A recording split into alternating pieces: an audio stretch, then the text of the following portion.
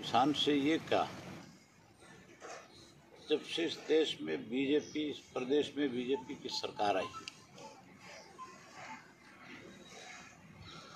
उन्होंने ये कहा था कि हम किसान की आय 2 गुना करेंगे, स्वामीनाथन की रिपोर्ट को लागू कर देंगे। आय 2 गुना तो बहुत दूर की बात होगी।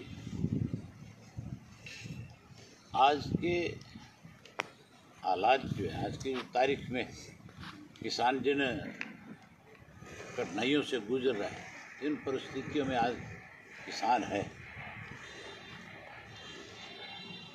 सरकार ने जो फैसले लिए अब इन पिछले दिनों में, जो ऑनलाइन की बात करी गई, जहाँ किसान को आज भी अपनी फसल बेचने में कठिनाई है। आज भी बहुत सारे किसानों के टेलीफोन मेरे पास सुबह से शाम तक बजते हैं, जो ये कहते हैं कि आज तक मेरी सरसों की तुलाई का नंबर नहीं आया। ऐसे ही बहुत सारे किसान हैं जिनका गेहूँ आज भी अपने घरों में पड़ा है। और जो कोई किसान मंडी में ले गया और बारिश की वजह से जिस किसान की गेहूँ तुली नहीं उस दिन, और उस बारिश की वजह से खराब हो गई, आज उस किसान पे भी बहुत बड़ी मार है। जबकि सरकार की ये जिम्मेदारी थी कि जिस दिन सरकार ने उसको SMS कर दिया, मैसेज कर दिया कि तू अपनी गेहूँ मार्केट में लेकर के आ जाए, तो उससे पहले सरकार को इस बात को ध्यान में रखना चाहिए था, वेदर रिपोर्ट लेकर के रखनी चाहिए थी कि कहीं आज फोरकास्ट ऐसा तो नहीं है जिसकी वजह से बारिश हो जाए और किसान की फसल खराब हो जाए। बजाय इन सब चीज़ों पे ध्यान देने के किसान की फसल मंगवा ली। जब वो पानी में भीग गई तो उस किसान को कह दिया कि हम तेरी फसल नहीं लेंगे। अब वो किसान कहाँ जाएगा? जिस किसान ने 20 तारीख को, 21 तारीख को, 22 तारीख को अपनी सरसों तुलवाई या अपनी गेहूँ तुलवाई, आज तक उस किसान को जो है उसका भुगतान नहीं हुआ सरकार की तरफ से पैसे का। आज 20 दिन से ज़्यादा हो गए।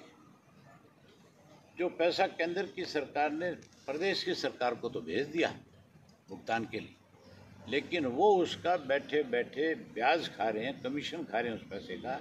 सरकार में बैठे लोग जो है, बजाय किसान को पैसा देने, किसान को जो पेमेंट कराने की बात कही जा रही है, उस पर उसके लिए किसान के सामने एक बहुत बड़ी मुसीबत खड़ी कर दी। कहते आड़ती के माध्यम से पैसा देंगे।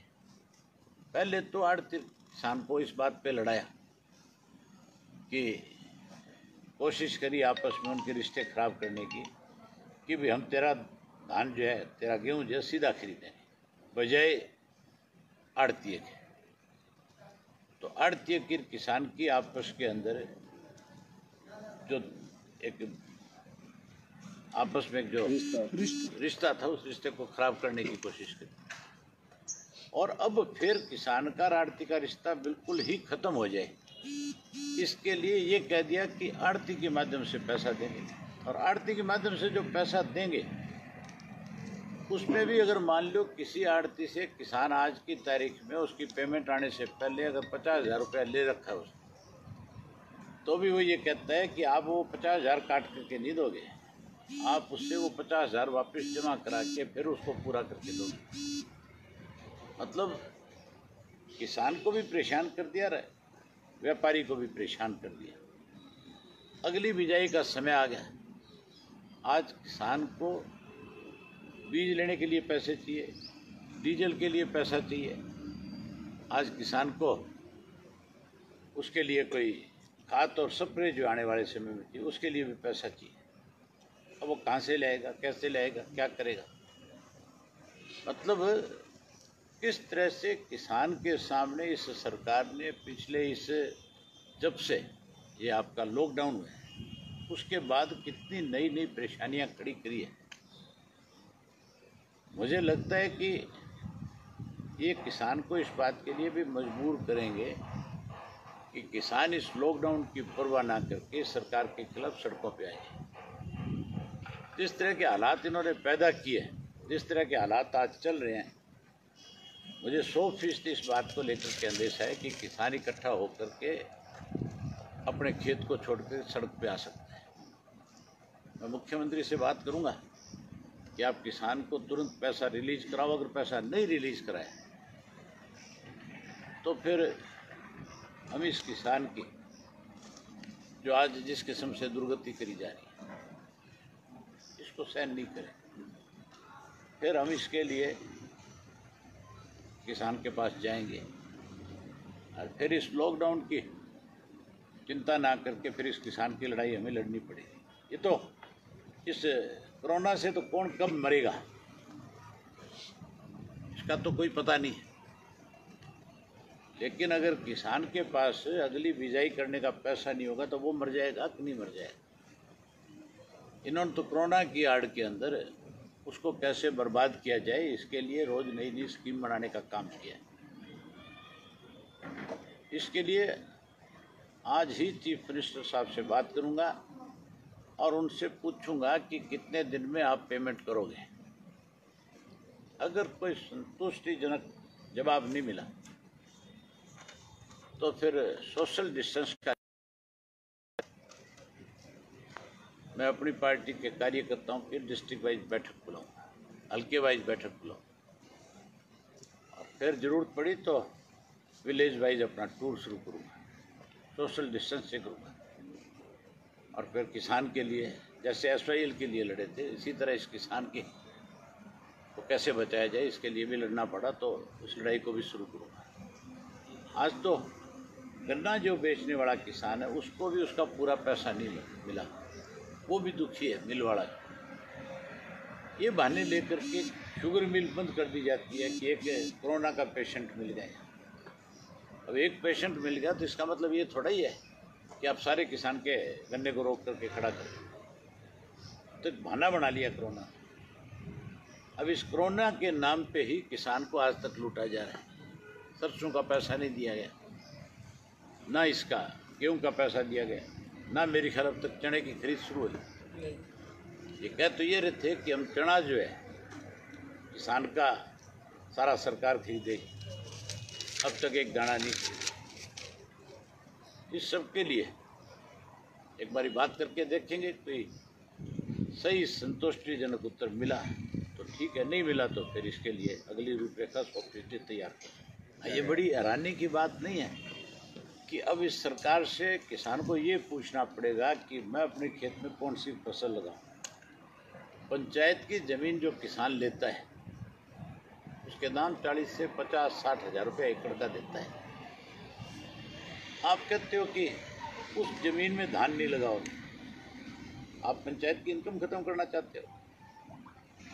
अगर आप चाहते हो कि उस ज़मीन में धान ना लगे तो फिर सरकार उतना पैसा उस पंचायत को दे दे पर एकड़ के हिसाब से और उस ज़मीन को गौशाला को दे दे।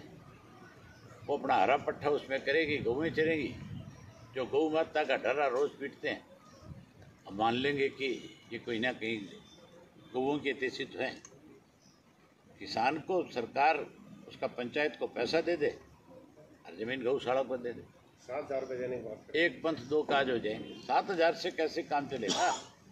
जब 50,000 रुपया पर एकड़ के हिसाब से ठेका है तो 7,000 में उसकी भरपाई कैसे होगी? ये इस तरह का फरमान पहली बार जारी नहीं हुआ। ये फरमान इन्होंने 1 साल पहले भी जारी किया। पहले फरमान जारी करते हैं और फिर हाथ खड़े कर लेते हैं।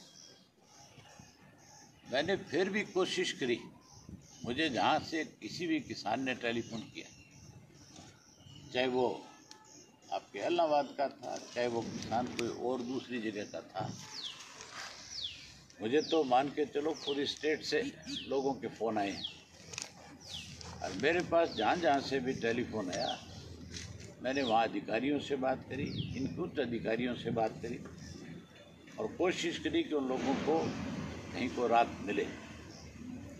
लेकिन ये तो एक दिन तो सुलवाई करवाते हैं, अगले दिन फिर वही धंधा। इनके ऊपर अफसरशाही इतनी ज़्यादा हावी है। मैं एक वीडियो सुन रहा था, ऑडियो एक आया था, वो यहाँ ठेकेदार है जो ढुलाई का काम करता है, जिसको इन्होंने 40% अबाउ पिछले से अब की बार ठेका दे रखा है। और मुझे ये बताया गया कि वो जो है इनका बड़ा निजी है, खास आदमी है। और उसमें एक सरकारी अधिकारी उस ऑडियो में बोल के ये कह रहा है कि हम इसका ठेकेदार का कुछ नहीं बिगाड़ सकते। हमने डीसी को कंप्लेंट कर दी, डिप्टी कमिश्नर ऊपर इसकी कंप्लेंट कर दी, कोई सुनने वाला ही नहीं है। ना सिलाई करवाता है, ना कोई उसकी धुलाई कराता है, ना उसकी ढुलाई करवाता है। और पेमेंट उसको एडवांस में हुई है। तो आप ये मान के चलो, जब सरकार में बैठे लोग इस तरह की चीज़ों को बढ़ावा देंगे तो फिर किसान का सुनने वाला कौन हो गया।